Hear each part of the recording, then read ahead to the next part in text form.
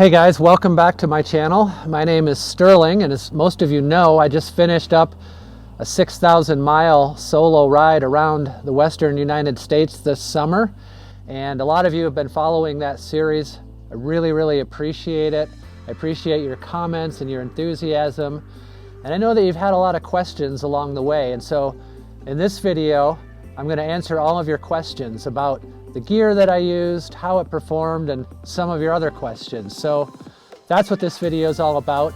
Right now, I'm on the stage, and this stage is pretty cool, I must admit. I built it myself last summer, and it's in the backyard of my motel down here in southern Arizona. And we use it for music. In fact, yesterday afternoon, we had a music concert out here in the backyard, and it was pretty cool. We do that whenever we can.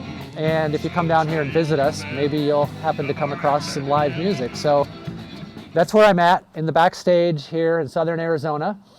And I'm going to share with you some of my thoughts and answer some of your questions about the gear that I was using on this trip. And then at the end, I'll tell you what I have in mind next for this channel. So stick around.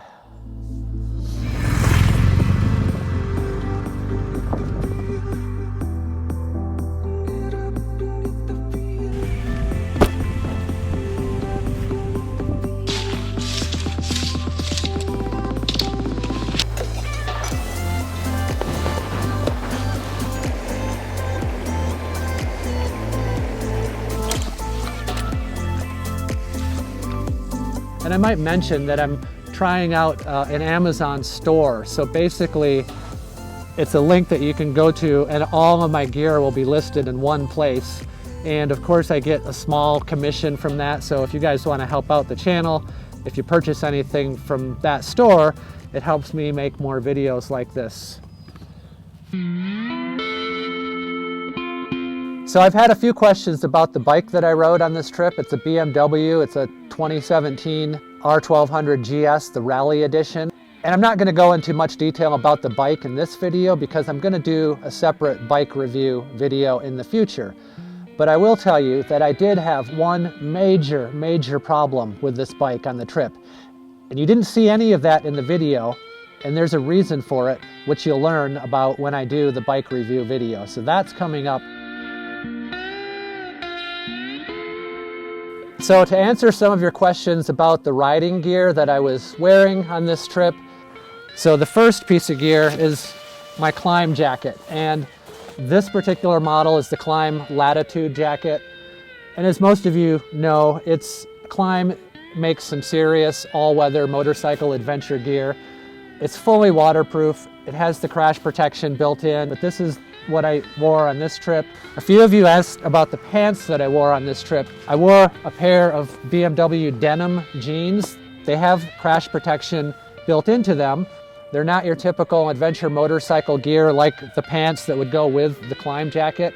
And I will say too that I did bring some waterproof pants as well. You have to have waterproof protection for all of your gear in case you do go through that kind of weather. So I did have some rain pants that I put on over these at times. Not too much to say about my gloves. They're just a simple pair of BMW, like a comfort, sort of a summer glove. They're ventilated, they're small, they're light. They have crash protection built into the knuckles here. I've used these for 5 or 6 years. I like them a lot. And the helmet that I rode with on this trip, it's by a Portuguese company, and someone noticed that and pointed it out. They're called Nexx, N-E-X-X.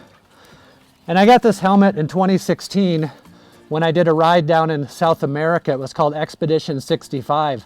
And I filmed a whole series of videos on that ride, and every team member got one of these helmets.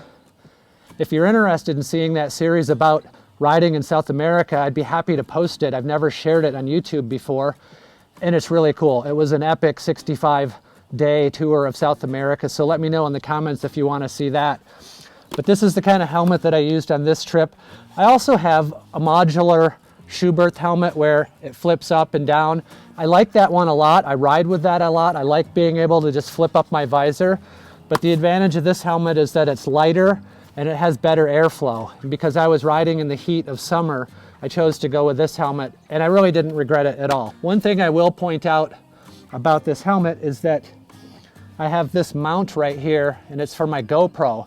And this is the best mount that I've ever found for a GoPro camera. The GoPro just attaches right here, and it has these really strong clampy jaws that go right there. So just like that. So this is a Dango Designs gripper mount, and I'll put a link for that down below so you can check it out. Several people asked me about the dry bags that I was using on the trip to keep my gear totally dry along the way. These are by a company called Wolfman Luggage. They're right here in the USA, and Eric, the founder of Wolfman, is a good friend of mine. He's been making this kind of equipment for over 25 years, and he gave me this set of Wolfman bags probably 6 years ago, and I've ridden for thousands of miles in the backcountry with these bags, and they're just still completely holding up. They're bomber, they're super durable, they're waterproof, they can hold a lot of stuff. They have just the right amount of straps to cinch everything up nice and tight. They fit right on the top of the panniers. They're just really, really great bags. And generally what I'll try to do is to put my lighter weight things in these bags because they go on the top of the panniers. You want to keep the heavier gear lower on your motorcycle. So I'll put my sleeping bag and my sleeping pad and my camp sandals in one bag, and maybe I'll put my tent and my hammock in another bag. So those things are kind of light. And I also do it that way because I don't need those things until the end of the day. So I just only have to get into these bags once a day, unpack my gear at the campsite, and then put it all back in the morning and ride away. And they just basically stay right on the top of the panniers. I definitely used a tank bag on this trip, and I put the things that you would expect in there. I also ended up using my tank bag a lot as my charging station. And that's kind of a whole separate thing that I can get into in another video, how I charged my camera batteries and things like that on this trip. So I want to tell you a little bit now about the camping and the cooking gear that I used in this video. I brought my single person tent. On a different trip, I would probably bring my two-person tent. For example, if I thought the weather was going to be really bad and I would be spending a lot more time in my tent, I would definitely bring a two-person tent because it's a little roomier and I could spread out some more of my gear. But on a trip like this, in the summertime, hot weather, a single-person tent for me was absolutely great. The rest of the time, I slept in my hammock, which was a first for me.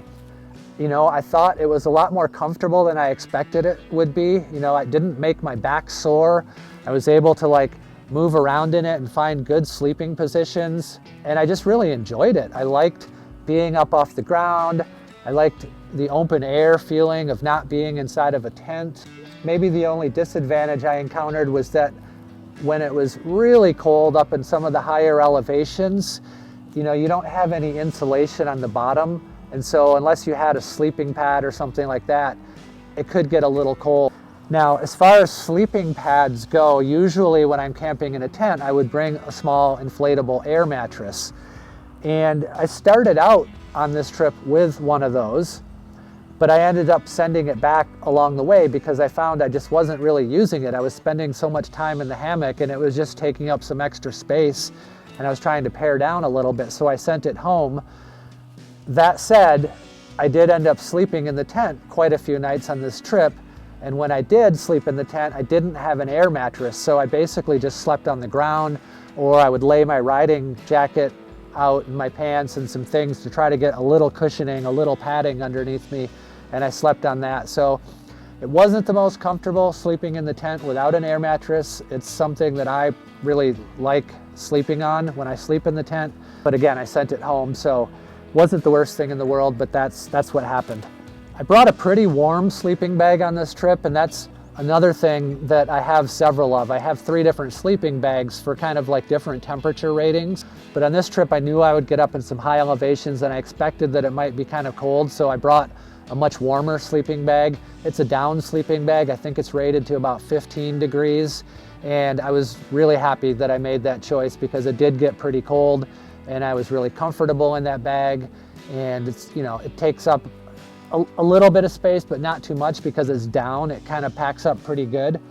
And I will say, when it comes to packing my sleeping bag and my hammock and my tent, I just throw it all in my dry bags. I don't try to stuff the sleeping bag into a stuff sack or stuff the tent into a stuff sack and then put it in there.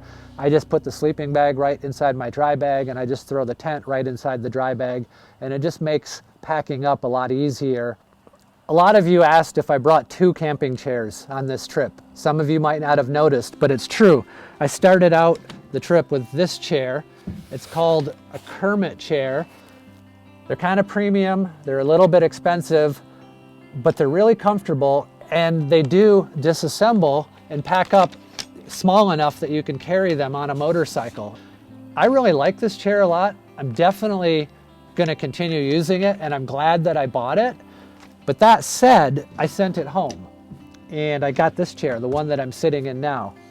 And the main reason that I did that is that even though it does pack up small and it goes into its own case, it doesn't fit inside of one of my panniers. And so I was having to attach it on the outside of one of my dry bags.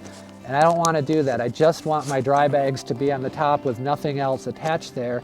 And having to put the Kermit chair on there and then put the straps around the dry bag was just one thing that I didn't want to deal with. So I ended up getting this chair here along the way. And it's, you know, it's just a simple, cheap camping chair. It's made by a company called Sportsman's Warehouse, and they're like a big box camping store that I found. It was only about $30, and it's super easy to use. It's lightweight, it's comfortable. I haven't had any problems with it. And the best part is that I can pack it up and put it inside my pannier. Another question I got is about my little folding table here. I really like using this. It was the first time that I used a little camping table like this. It's a little more civilized, and it keeps me off the ground, and it keeps my things off the ground, so everything stays a little bit cleaner. And it just feels nice to be at a campsite in the backcountry and be able to sit down in comfort on a chair, and also have a surface that's nice and flat, a little bit elevated. I can cook on it. I can put the Firebox stove right on the top here, and so that works really nicely. But I really enjoyed using this little table. It's lightweight, it packs up really small, and this table and this chair together have just about the same dimensions when they're packed up, that they can fit right in the bottom of my small pannier. So this is an MSR water filter. The way that it works is that you find a source of water and you fill up the bag, and then gravity will let the water run through the tube, through the filter, and into whatever container you want to put it in. So you just hang it up on a tree or off of your motorcycle, and you have basically like a little water fountain of your own with fresh, pure water. Keep that fire going. So when it comes to cooking, cooking was a really fun part of this trip. You know, I really planned to cook some good meals on this trip, and I think I succeeded. And you know, the heart of the cooking for me was my Firebox stove here. And you've seen this in a lot of the videos. It was the first time I used this product, and no, I'm not sponsored by Firebox Stove. In fact, the reason that I use this stove is because I was watching their YouTube channel, Firebox Stove, and you should check it out. The Firebox Stove YouTube channel is just awesome. The guy that makes these stoves has dozens and dozens of videos where he goes into the backcountry on hikes, and he fishes, and he cooks amazing meals on this stove. And what's really awesome about his channel as well is that he hikes with his dogs and his goats. And it's hilarious, and it's fun to see him romping through the wilderness with his goats and his dogs, catching fish, cooking on the Firebox stove. I mean, he's cooked like entire chickens and pot roasts, and he bakes breads and all kinds of amazing things. You know, I'm just a beginner at this. I cooked some pretty simple meals with it, but it worked really well. I really enjoyed using it. I'm definitely going to use it more in the future. And it's just fun to use. So it's pretty, you know, I don't want to go into it too much because I've covered it before, but it packs up pretty small. It just folds flat like this. You've got the ash tray that goes down here. It attaches, and then it goes into its case right here. It's a nice heavy-duty Cordura case. Put it in there. There's a couple of grill plates that go with it and some things like that, but they all fit together nicely. It's heavy, it's solid, but it fits right in the bottom of the pannier. It's a great alternative to cooking on a gas stove. You know, one of the reasons that I liked using this firebox was I like campfires. You know, to me, that's one of the most important elements of having a good camp experience is having a little fire. It gives the campsite some life, it gives it some ambiance, it provides some light, and I just knew that that would be a big part of this trip. The only disadvantage is that when you're traveling in the West in the summertime, there's a lot of burn bans, and you can't always have a campfire, it's not allowed. And so in that case, I would use a gas stove. And I did bring a small gas stove on this trip. It's really small. It's an MSR brand stove, and it's just this little stove and a fuel bottle here, and it works great. So now I'm gonna go through my kitchen kit, and it's all inside of this case. This is like a Kelty brand protective case. Basically all of my kitchen stuff goes into this case, and I'll kind of just quickly share with you, what I've gotten here. I always bring some paper towels with me. I found that that's, for me, just the best way to clean out my camping gear after cooking a meal. Is nothing works better than just wiping everything out with a paper towel, and then I can burn it. I don't have to take it out or anything like that with me. I always have some tin foil with me in case I need to wrap up something to cook, some vegetables or something like that. It's good to have. The knife that I was using on this trip, it's called a Gerber Strong Arm, and it's basically just a really solid fixed blade knife. I use it a lot for batoning wood when I want to get some kindling going to make a small fire. I also bring a folding saw, and this is really good for cutting up firewood, and it's sharp, it works really well. It's got a good grip to it, and these serrated teeth are really sharp, so it'll cut through wood really quickly. And even if you were to encounter like a downed log across the road or a tree that was like 6 or 7 inches big, you could cut through with this knife and clear a path. One of the biggest questions I got was, what is your little folding knife that you use? And that's this knife. It's made by a company called Herbert's. I think they're from Germany, and it's a rosewood folding chef knife. And I'll put a link to it on my product page. But basically, it's just like a little cute kitchen chef knife with a really nice handle, and it folds up. It's got a little bit of heft to it, and it's just kind of fun to use. So definitely got a lot of questions about this knife. You've seen me use this a number of times. It's an AeroPress coffee maker. It's not the smallest thing. I've used other methods of making coffee that are perhaps smaller and lighter, but for whatever reason, I just wanted to bring this one on this trip, and it worked great. Had to carry a few filters. I've still got some left, but they go right inside there. And then this is my coffee cup and my other metal mug. And I like the fact that these kind of like nest together. And so this cup is kind of insulated. It's a plastic cup, but it's got this cover on it. And if I take the cover out, you can see that it's just, basic plastic cup. And what I also like is that it has these measurements on it. So it'll tell you how many cups or how many ounces of liquid are in there. So if I'm cooking something in particular that requires that knowledge, I can use this cup. Sometimes I'll put my beer in it in the evening so that I have this other cup available for cooking.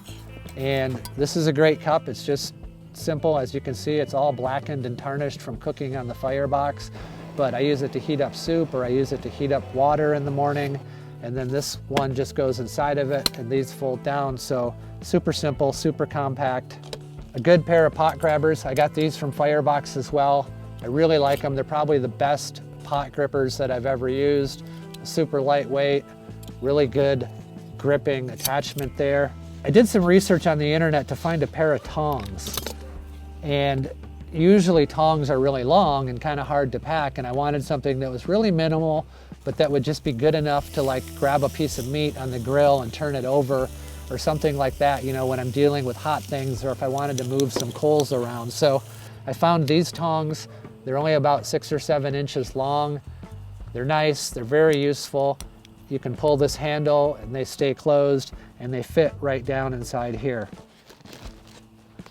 This is a little bellows, and it's used to blow air into the Firebox stove, or if you were trying to start a fire, and it really does funnel the air from your lungs and through your mouth down to here, and you can really stoke up a fire good with this. And you know, other times you might have to like get really close and you get smoke in your face and you're trying to blow and then ashes and sparks hit you, but this, you just spread it out, you blow on the fire, concentrates the air in the area that you need it, and it really helps you start fires. And it works really good with the Firebox because you can just put it in one of the little side holes and blow through it. And it's really small, it doesn't take up much space, and it's just fun to use. I love playing around with fire in the campsite. What else do I have in here? This is just a little pot scrubber to clean out my pots. And I've got some silverware that once upon a time, a long time ago, I actually hacksawed and filed the ends to make them a little bit shorter, just so they would pack up easier. But that's my little spoon and fork and knife. When I started out my trip, I didn't have a plate to eat off of, and so I picked this up along the way, and it's made by Sea to Summit, and it's a plate and a cutting board together, so it works really good for cutting up vegetables or meat and things like that. And then I have a plate to eat off of, and it also has this lid that kind of pops up, so you could put some liquids or soups or something in there like that. So that was something I found really useful on this trip. This is called a billy pot or a billy can, and the brand is Zebra, I think is the name. I think it's a company out of Thailand. I got this also from Firebox Stove, and it's the 14 centimeter version, the 14 size, if you're looking to know what size it is. But it's basically a stainless steel cooking pot with a handle that comes up, and then it has these little clips on the side. And when you activate those, the handle stays up. And the reason for that is that it stays cool. It doesn't get hot from the fire that you're cooking on. So even if it's sitting on the stove boiling water, you can just grab the handle like that. And then it has this little pot that goes in the top, which is like a little frying pan basically. And then, you know, then it's just a pot. And inside here, I've got some coffee, I've got some fire starter, and a pair of leather gloves. And I find these really useful in dealing with fire. So when it comes to dealing with food and having the right things to cook on a trip like this, you have to be prepared and you have to get what you need before you get out there, basically. And so I would try to stop at the store 4 or 5 o'clock in the afternoon and pick up supplies for the night so that I could cook a really good meal and get whatever I wanted to have for breakfast the next morning. And I would also try to fill up my water jug so that I had water for the whole night. And if I was in the mood, I stop at a store and I fill this hydro flask up with beer. And so by putting it in this flask, it would keep it as cold as it came out of the refrigerator. The other reason I do that is because if I fill this up at the gas station with the beer, then I can throw away the empty containers in the trash at the gas station, and I don't have to deal with bringing out empty cans or bottles with me from the woods. The only thing I would say is try to get one that's the size that you want. And so, for example, if you know that you're going to want to drink 2 beers at the end of the day, and those are 12-ounce beers, try to find a 24-ounce hydro flask, because I think you want to try to fill it up as much as you can so that there's less air, less space. And that way, as you're riding and it's bouncing, it's not going to ferment and build up as much pressure inside. Because when you do go to open it, you got to open it really slowly, because it's going to start to hiss and bubbles and foam are going to come out. And if you just crack it and let that air come out of it really slowly, then you can open it up and pour out your cold beer, and you don't have any empties. On this trip, I had my Camelback, which has, you know, that's probably 1.5 liters that it can hold inside there, and then I would carry water in this. And I also use this backpack to store some snacks for the day, like some power bars or things like that. And then this is also my grocery bag in the evening. So at the end of the day, when I want to go in and get my supplies, I just throw my groceries for the night right in here.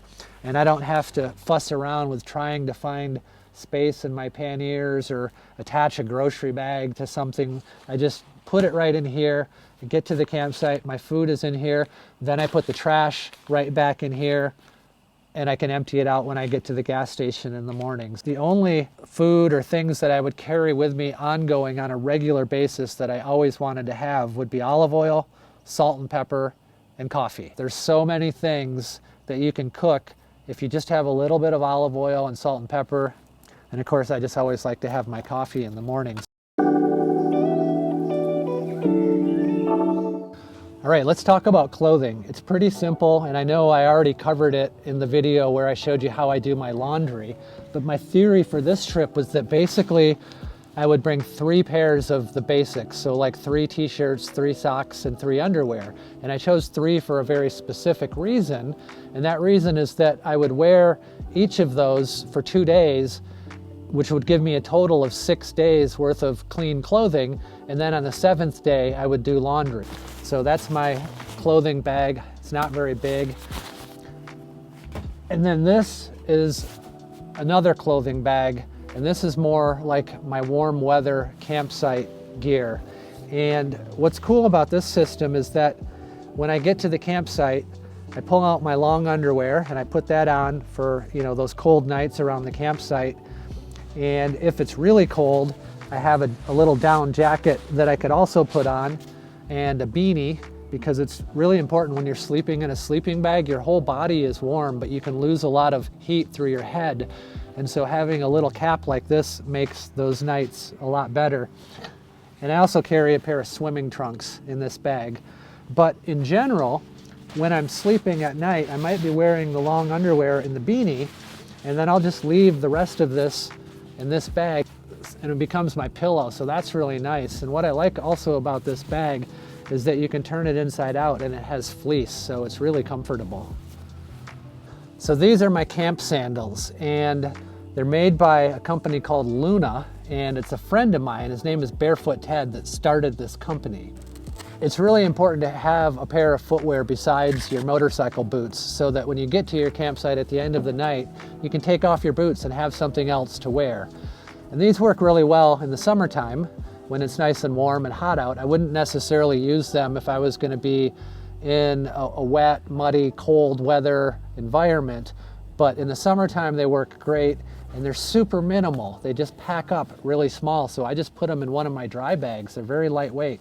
This is my bathroom bag. Not much to say here. It's just pretty much what you would expect.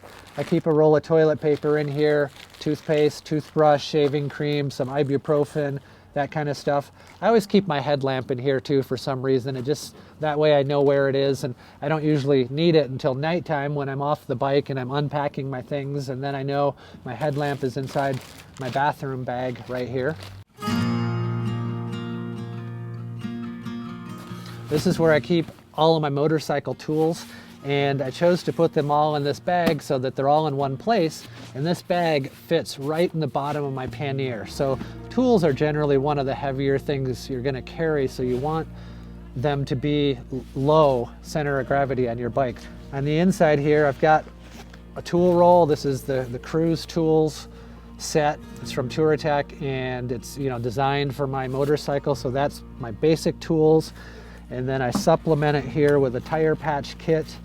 And of course the 1200 GS has the tubeless tires, but you've got to have, you know, the right tools that you need if you're gonna fix a tubeless tire. So I've got, you know, all of that kind of stuff in this little pouch right here.